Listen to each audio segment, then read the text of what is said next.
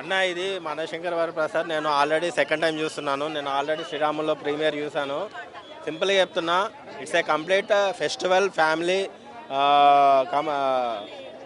Commercial entertainer అని చెప్పచ్చు. అనిల్ గారు ఫ్యామిలీ ఆడియన్స్ ఏదైతే ఫ్యామిలీ ఆడియన్స్ నమ్మి సినిమాలు తీస్తున్నారో దాన్ని 100%గా ప్రూవ్ చేసుకున్నారు.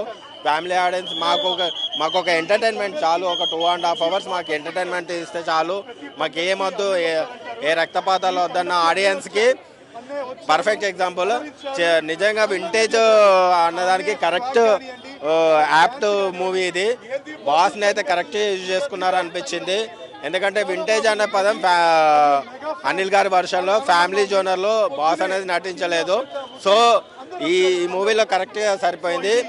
అండ్ మేజర్గా చెప్పాలంటే చిరంజీవి గారు వెంకటేష్ గారు వచ్చిన తర్వాత సీన్స్ అయితే నెక్స్ట్ లెవెల్ ఉన్నాయని చెప్పచ్చు. వాళ్ళ యొక్క స్క్రీన్ ప్రజెన్స్ అయితే అనిల్ గారు ఎక్కడ రివీల్ చేయలేదు. అది మీరు థియేటర్లోనే ఎంజాయ్ చేయాలని చెప్పారు. అది 100% కరెక్ట్ అని చెప్పచ్చు. అండ్ క్లైమాక్స్ అయితే నెక్స్ట్ లెవెల్ ఉంది.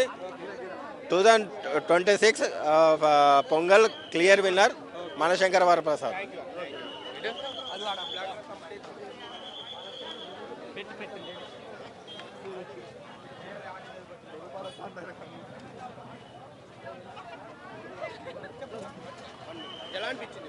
చాలా బాగుంది. సంక్రాంతి మూవీ చూసి చాలా రోజులు అయితే సూపర్ ఉండింది.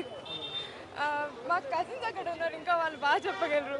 కానీ ఈ మూవీలో చిరంజీవి గారి లుక్స్ కానివ్వండి, ఇవన్నీ చాలా మంది ట్రోల్ చేయడానికి చూస్తున్నారు కదా, వాళ్ళకి ఏమైనా ఛాన్స్ ఏమైనా దొరికింది? ఆయన ఏం చేసినా ట్రెండ్ అవుతారు సార్.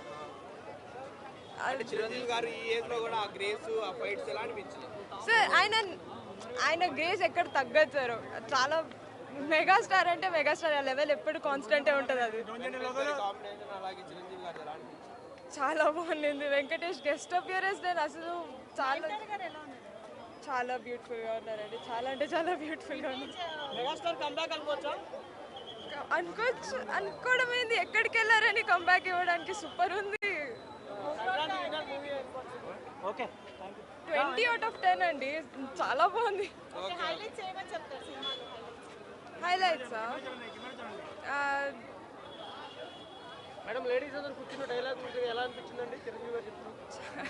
కరెక్టే చెప్పారు. మోస్ట్ ఆఫ్ దెమ్ కరెక్టే చెప్పారు చాలా వరకు. Thank you.